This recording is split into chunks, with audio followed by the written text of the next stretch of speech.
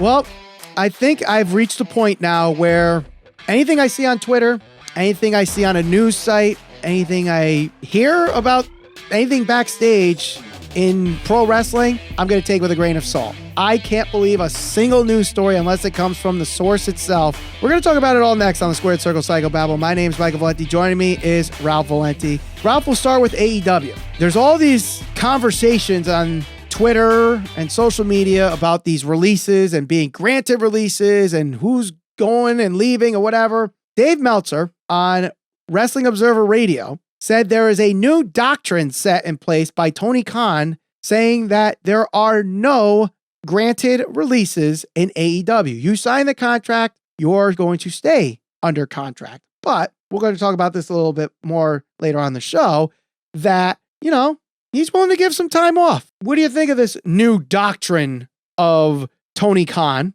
I know we've talked about this with WWE where, if someone wants to leave and it's true that they're requesting their release, let them go. But I see Tony Khan's point. If this is true, you signed a contract. These are the terms. I'm the boss. The contract's always going to be in the boss's favor because they're the ones writing it. Yeah, I mean, at the end of the day, I think with the climate of just pro wrestling right now, especially with Triple H being the guy that's running creative in WWE, I don't think it's very likely that any prominent name is going to get released from a contract in AEW just because they're requesting it. Because you open the door for them just going over to WWE, showing up on Raw, showing up on SmackDown, showing up on NXT, and doing exactly what Cody did, pretty much, right? And look where, granted he got hurt. It's exactly why WWE does what they do in terms of contracts. And from what I understand, the no compete, you're still getting paid throughout that whole thing. And with AEW, it's very much the same, I think. Look, if Wardlow went to Tony Khan, right? Wardlow has built himself up in AEW. He was one of their most over guys, probably still one of their most over guys. If he went to Tony Khan and said, I want my release, Tony Khan would be stupid to just say, okay, yeah, by all means, best of luck, go ahead. And it's not because Tony Khan's being spiteful. It's because he doesn't want his homegrown talent showing up on Monday Night Raw because that's not good for his business. You sign a contract, you negotiate a contract. If you don't want to sign a long-term deal, you should negotiate that. I don't blame him in a certain way. I don't blame him, but I've said this on the podcast before when it was related to WWE. If a guy does honestly does not want to be there, why keep him there? Because it's just going to lower morale. It's going to lose the chemistry that they have in the locker room or whatever. It affects the on-screen product if you have a bunch of depressed people out there in the ring, like half-assing their matches or whatever. And I'm not saying that definitely will happen because they want to be released, but you also have to take into consideration that they actually asked for the release to begin with. We know Malakai Black definitely did because he actually said it in an Instagram post.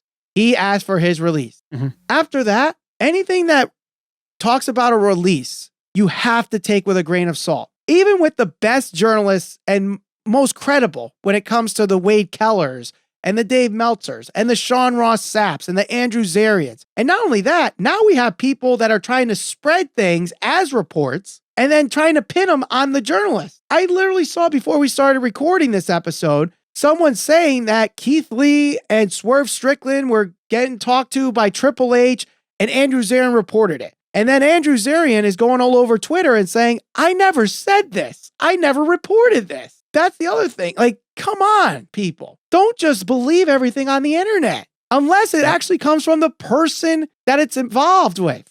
Case in point, Malakai Black. We talked about this on our last episode. We talked about that Instagram post that he had, right? And it had the quote release in there. And we're like, maybe he's saying that he wasn't actually released. Well, this week he was on his Instagram again. This time he went live and he basically was like, guys, why do you believe this? Come on, man. Don't believe this. I'm not getting released by AEW. I'm taking time off.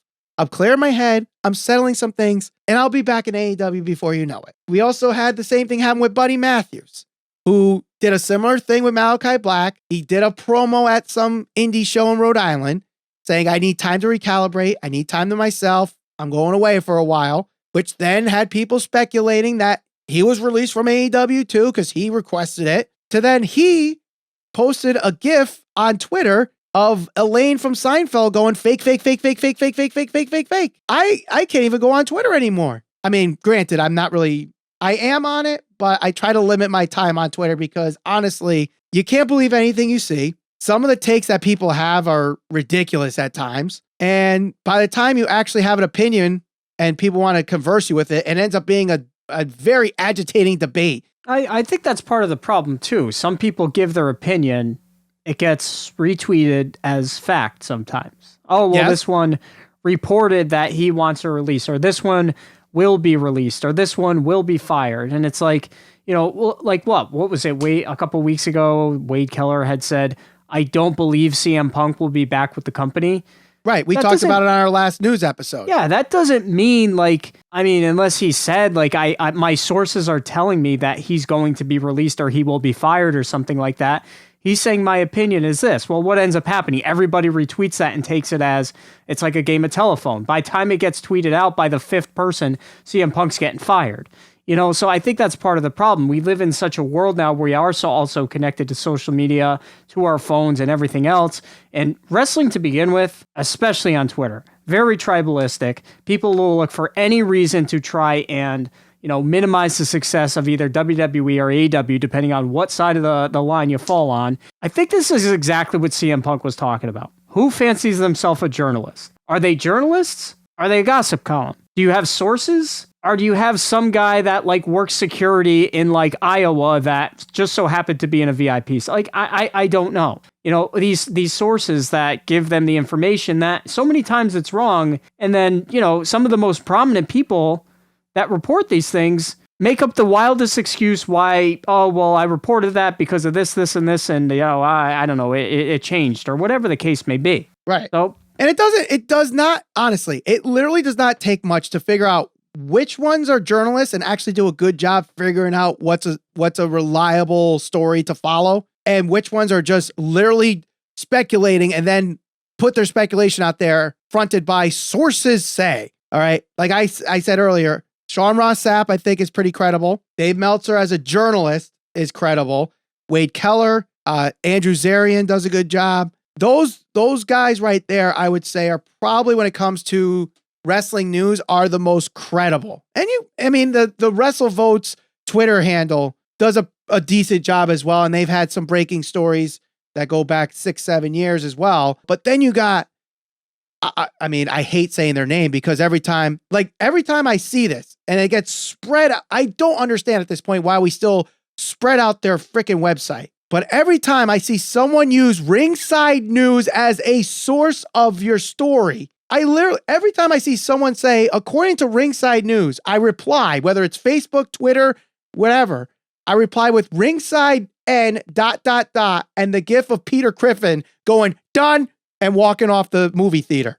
As soon, and the worst thing is you have one of the top YouTube channels that, report news or, tell you what the top stories are for each day. They're telling you stories that Ringside News is reporting and calling them a credible news source.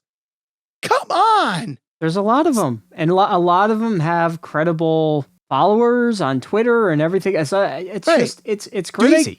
Do they get it right once in a while? Yeah, because it's blatantly obvious where the story's going. In fact, you sometimes send me stuff from Ringside News, for example, and I'm like, I can't read the tweet because they blocked me because I called them out once. It was something about they were speculating something with the Young Bucks. I'm like, is your source being the Elite episode? And they blocked me because of that. At least when guys like Meltzer or Sapp get it wrong, they will say, look, I got it wrong. I'm sorry, I got it wrong. Whether plans changed or, I got fed wrong information or whatever, they're open up to it. But you got these other ones that are just like, sources say. Who the hell are your sources? Who the hell are your sources? Security. Someone I shared a bathroom with in the urinal told me that CM Punk is getting released. Sources say CM Punk's released. Speaking of CM Punk, there's all this talk about him getting released or getting his contract bought out or, leaving AEW for whatever reason. Dave Meltzer did say that he tore his tricep. He's going to be out 6 to 8 months. That seems like a consistent story to follow. And it seems like, in fact, it is true because we see a picture with him and a fan posted on Twitter, and he does have an arm brace on to lead you to believe he does, in fact, have a torn tricep injury and will be out for 6 to 8 months. So this is where, okay, this is credible sources. The guy himself tore his tricep. There it is. So can we at least put everything to rest with this whole thing of CM Punk is leaving AEW? All right, he's not going to be in AEW for a while. He's got the torn tricep. So until he comes back or he's fully healed, we're not going to know what's going to happen to his future in AEW. So until that triceps healed, let's lay off the story of him leaving AEW. And I always say, you know what? We talked about it too because it's a hot topic, but I think the heat kind of died down a little bit because, all right, we already see he's hurt. So that's part of the reason why he's not on TV. Who knows what's going to end up happening, whether he's going to get released or whether his contract will get bought out. I mean, I think a lot of that is, again, just a lot of rumors and a lot of smoke and mirrors because, there's been worse things that have happened in pro wrestling, and people have been capped under contract. Granted, the Young Bucks and their EVP level and all that type of stuff. Will they be EVPs when they come? I don't know. I don't know. I know that there's a lot of good storylines going on, at least for right now in AEW, and I would much rather focus on that than, again, like backstage gossip column nonsense. Right. No, I totally agree. And maybe we know when the Young Bucks are going to come back because they did. Matt Jackson did take to Twitter and say that they are coming back very, very soon. So maybe they got the same suspension that Eddie Kingston got, that Sammy Guevara got, which was 30 days, and then they'll be back. So for all we know, and this is me speculating, this is not me reporting. Don't quote me. Don't take this and spread it over social media and try to say, oh, Michael Valenti of the Squared Circle Psychobabble reports. No, I'm not reporting this. I'm speculating. A month from All Out would have been the October 5th. So maybe this upcoming Dynamite. Speculation. That'd be 30 days. So that's where I'm going with this. Speculation, not a report. But speaking of speculations, did you happen to see what happened on Twitter on Wednesday involving one of the biggest names in women's wrestling who hasn't even been in a wrestling match in 4 or 5 months? 4 or 5 months.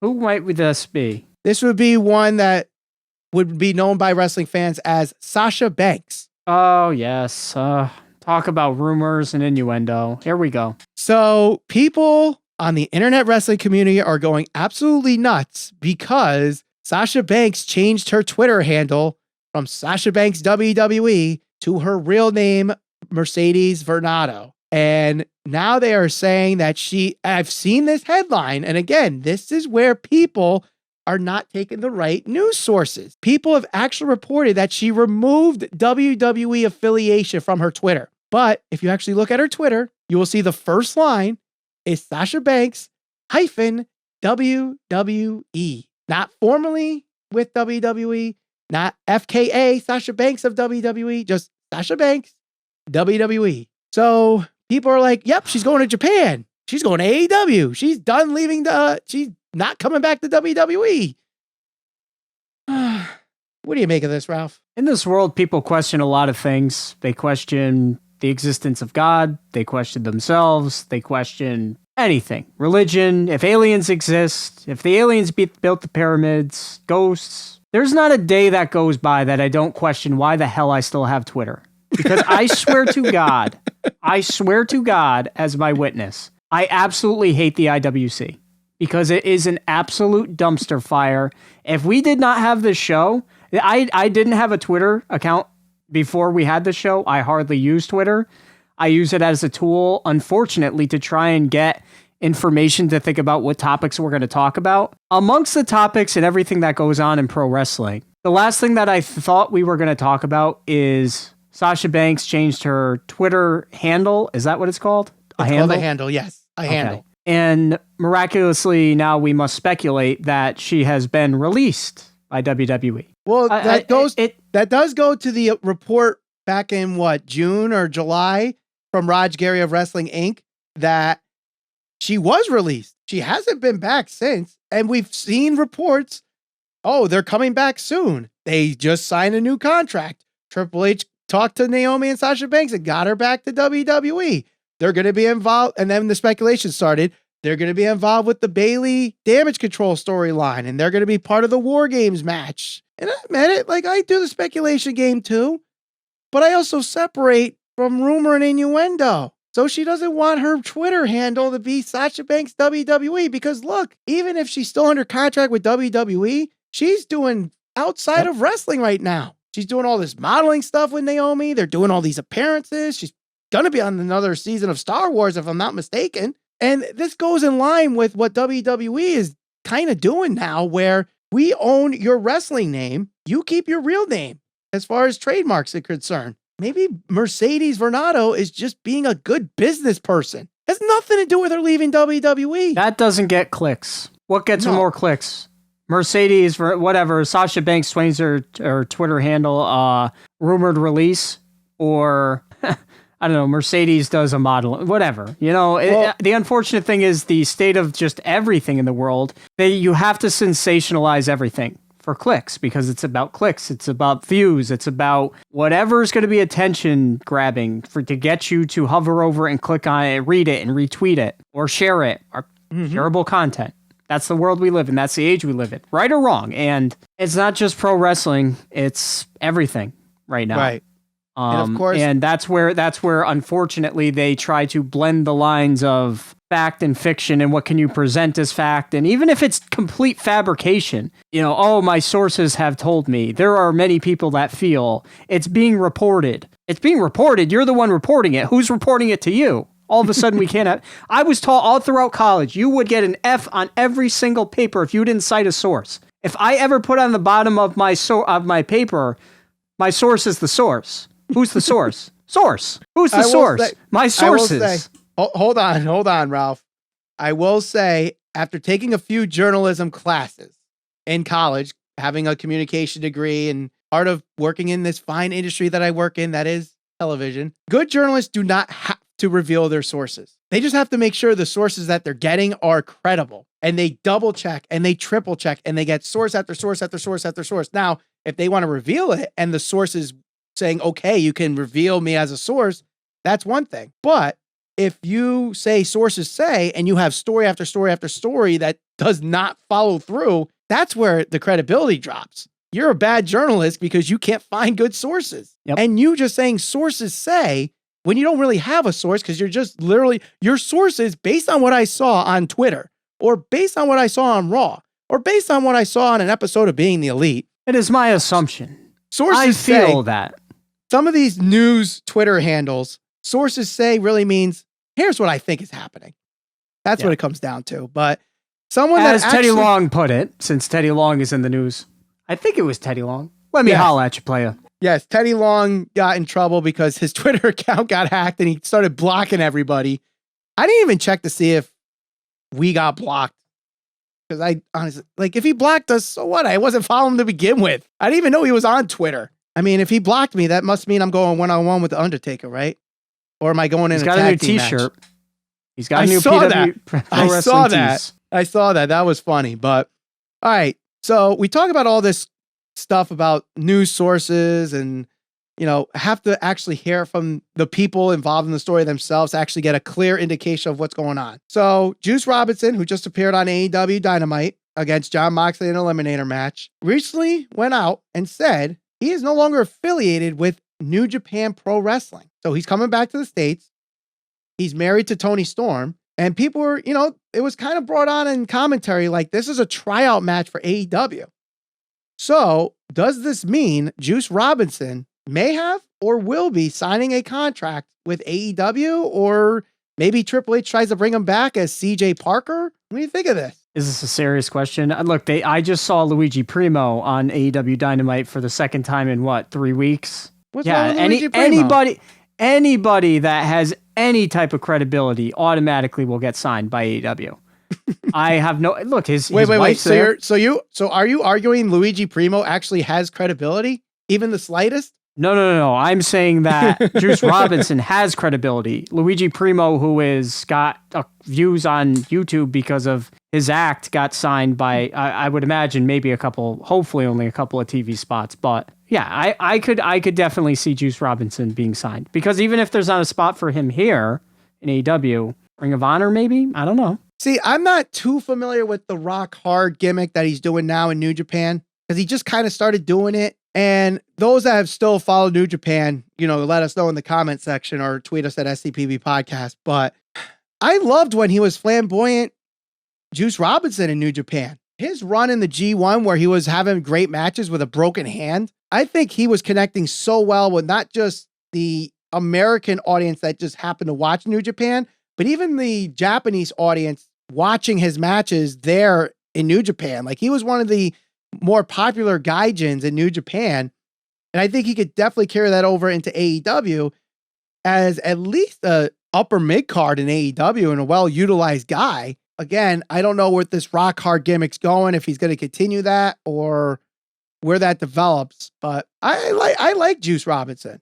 So I hope if he does sign with AEW, I think he could be utilized very well by Tony Khan, I think. I don't know if they're in a position to be signing people. Their roster's already so loaded and loaded, True. If you want to say that, but you know, I think I wouldn't be surprised if he's added to the list. Right. All right. We vented out on everything regarding news journalism and pro wrestling and everything going on. Vent to us.